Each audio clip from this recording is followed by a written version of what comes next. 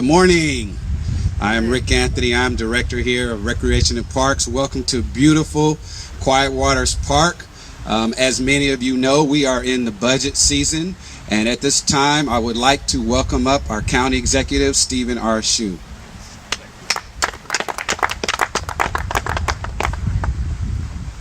Good morning. Thank you for coming out today. It's a beautiful Anne Arundel County morning. Quality of life is a major priority of our administration, as I think many people understand, and it's a critical component of our overall effort to make Anne Arundel County the best place to live, work, and start a business in the state of Maryland. When we talk about quality of life in Anne Arundel County, we're talking about a lot of things, a lot of different initiatives and programs, including building out a complete network of bike trails, developing additional libraries so that every neighborhood in Anne Arundel County has a community library, expanding our system of regional parks, developing boat ramps and canoe and kayak launches, and opening up county-owned waterfront properties for those who wish to access and enjoy our over 530 miles of shoreline. Anne Arundel County owns countless parcels and acres of waterfront property that remain or underdeveloped. These county-owned properties have several things in common.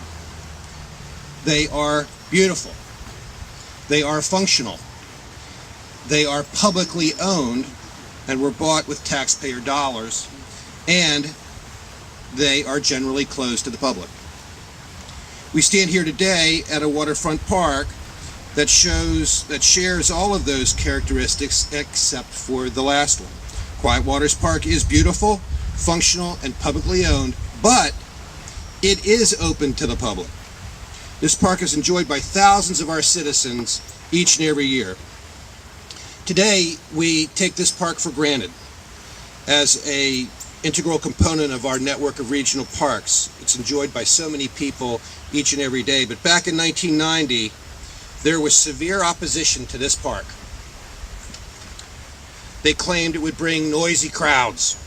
They claimed it would harm the environment. They claimed it would cause traffic congestion. They claimed there would not be adequate parking. And yet now Quiet Waters Park attracts 700,000 visitors a year, and everyone sees it as a sanctuary for its patrons who enjoy its hiking paths, its forested groves, and its tucked away gardens and water views. Parking and traffic are manageable, and its 330 acres are beautifully preserved and a model of environmental stewardship. And it happened because of one man, County Executive Jim Lighthizer. Our entire county owes this man a debt of gratitude. Our fiscal year 2017 budget builds on that legacy, and the first chapter will be improving Beverly Triton Beach Park and making it accessible to our citizens. County Executive Lighthizer bought this land with the same vision as that for Quiet Waters Park. And for more than 20 years, we have failed. Beverly Triton has been closed for general use by the very people that paid for it, the public. We failed because a small group of nearby residents view the beach as their own private preserve. Allowing Beverly Triton to continue as an exclusive preserve is unfair to the taxpayers who own it. It is inequitable to the citizens of Odenton, Severn, and many other communities who don't live in water-privileged neighborhoods. It is imperative that we ensure that all our citizens enjoy access to the land for which they paid. Joining us today is County Executive Jim Lighthizer. Jim is a man who has spent a lifetime giving selflessly to public service. He served Anne Arundel County as a state delegate and as county executive, and served the state of Maryland as Secretary of Transportation under Governor Schaefer. He serves currently as president of the Civil War Trust and has worked tirelessly to save and preserve thousands of acres of our Civil War history. Thanks to the vision of Jim Lighthizer, the citizens of Anne Arundel County now enjoy the jewel of the bay we call Quiet Waters Park. Please join me in welcoming Jim Lighthizer.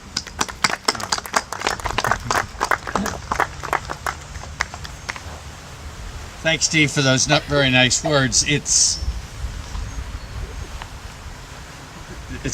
it's deja vu for me. There's Yogi Berra said it's deja vu all over again.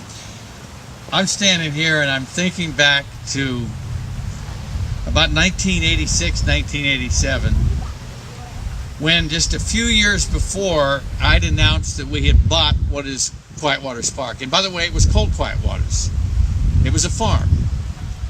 And the good citizens of Hillsmere and the environment in the area had a party for me. And it was a champagne party. It was a champagne toast, toasting me for saving this beautiful, magnificent 330 acres, 3 miles of shoreline piece of property. And then about a year later, when I announced we were going to build a park, they thought seriously about a good old-fashioned lynching. They were not happy. They were furious.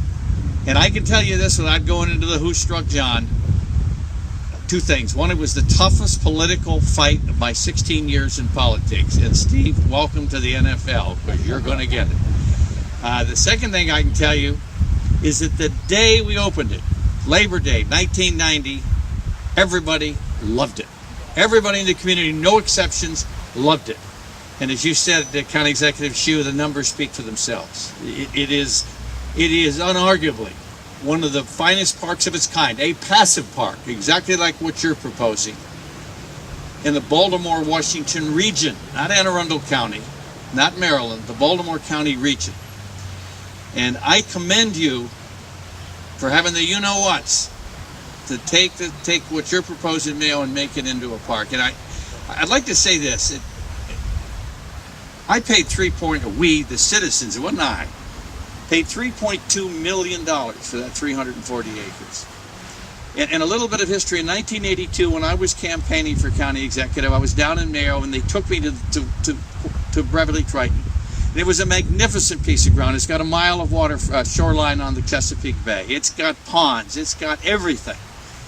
It used to be an amusement park, by the way, where people came. There was an arcade, the concrete. I can still remember walking it. And I made a pledge to those people that I would, if I got elected, I'd buy that property for the citizens of Anne Arundel County. Not Mayo. The citizens, because we were going to be spending county money, citizens' money, taxpayers' money. And when I got elected, I was fortunate in 1985 to buy it. Unfortunately, I couldn't keep the promise. And the reason I couldn't keep the promise is because we simply didn't have enough resources and time to build Quiet Waters and Mayo, the Beverly Triton. So Beverly Triton went on the back burner, but I had no idea it would go on the back burner for 3 decades. And what you're doing, County Executive Hsu, is long overdue.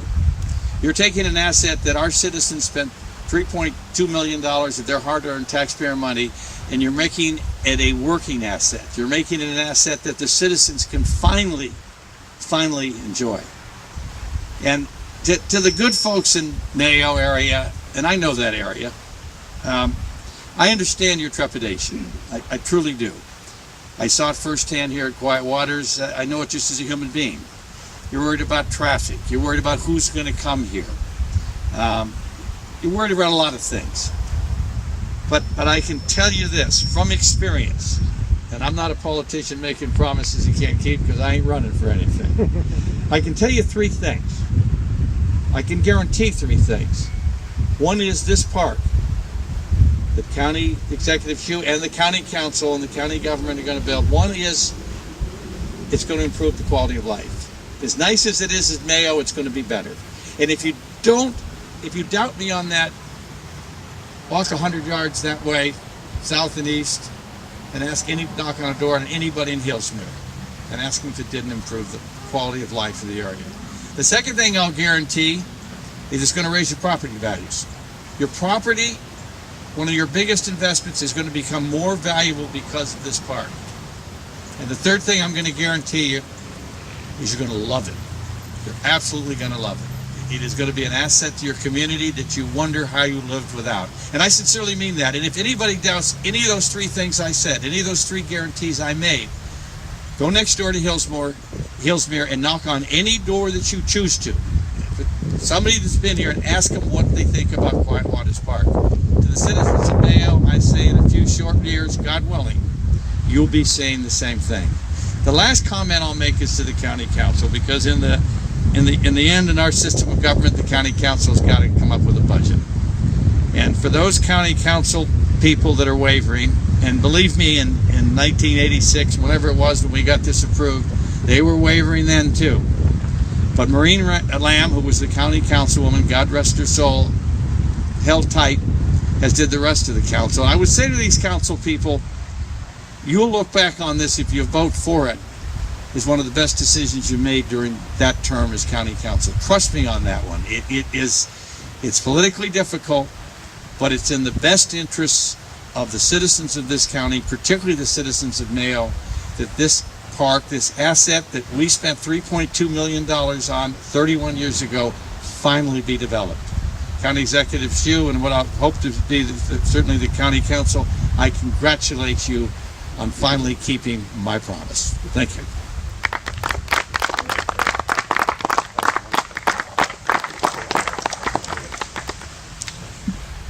Good morning. I'm Mike Lofton. I'm the chair of the Anne Arundel Public Water Access Committee, and I know that it's never wise to follow two such gifted speakers and leaders, and I'm grateful for both of them to bring us to this point. Let me just make a couple of brief comments and try to set this in a little bit of a larger context.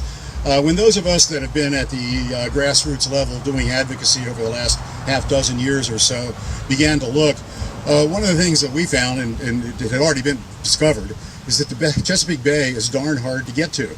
The National Park Service estimates that 98% of the shoreline is closed to the public. 2% is available, 98% closed. And that's pretty daunting, but Anne Arundel County was really the poster child for this problem. This is a county with 500 plus miles of shoreline, more boats, more trailered boats than any other county in Maryland, and up until very recently didn't offer its citizens a single boat ramp, or, oh, I'm losing my notes. A single boat ramp or a single public beach.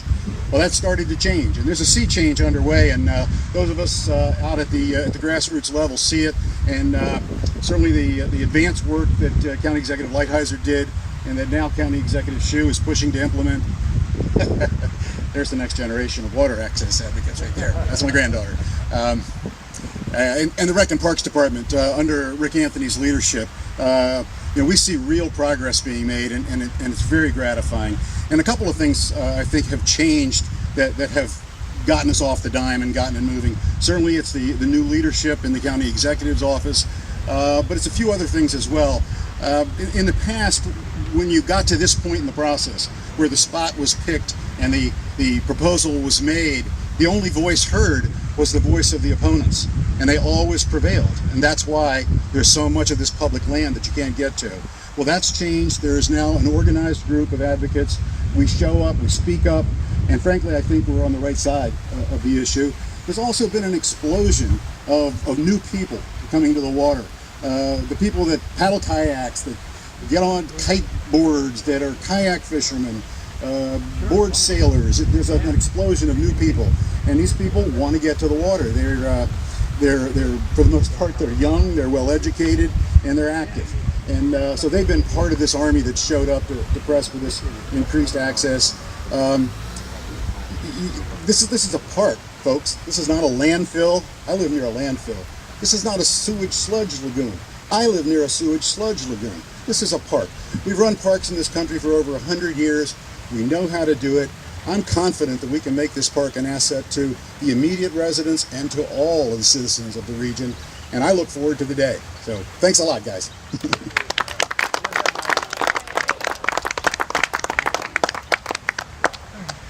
Thank you so much, County Executive and former County Executive and Mike Lofton.